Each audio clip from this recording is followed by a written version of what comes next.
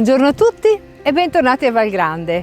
Questa mattina, con il pretesto di riordinare le sedie e i tavoli della piscina, mi sto concedendo qualche mezz'oretta all'aria aperta.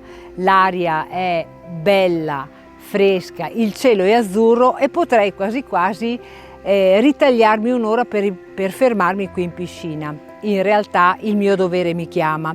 Infatti pensate che ci sono degli ospiti in questo momento che sono alloggiati qui da noi che, visitando, perché le persone recuperano le informazioni prima di scegliere la struttura dove trascorrere le loro vacanze, questi ospiti mi hanno chiesto per questo fine settimana di assaggiare la pinza alla Munara.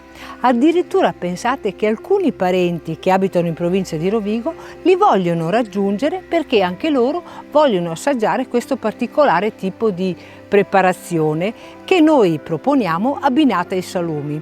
Infatti abbiamo scoperto che nei taglieri che prepariamo per le cene d'estate la focaccia preparata in casa è particolarmente apprezzata e noi cerchiamo di abbinarla oltre ai salumi anche alla frutta di questa stagione.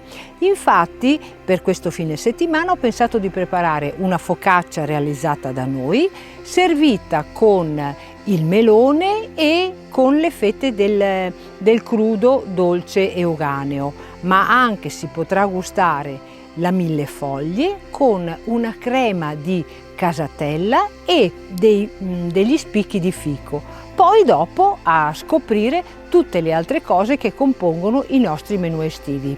Se anche voi siete curiosi di assaggiare i nostri taglieri, io vi invito quindi a venirci a trovare e lo potete fare sempre con la solita modalità, che è quella della prenotazione attraverso i contatti che troverete tra le pagine del nostro sito o tra le pagine social. Per il momento io mi soffermo un altro po' di tempo qui in piscina e vi aspetto per questo fine settimana. Ciao!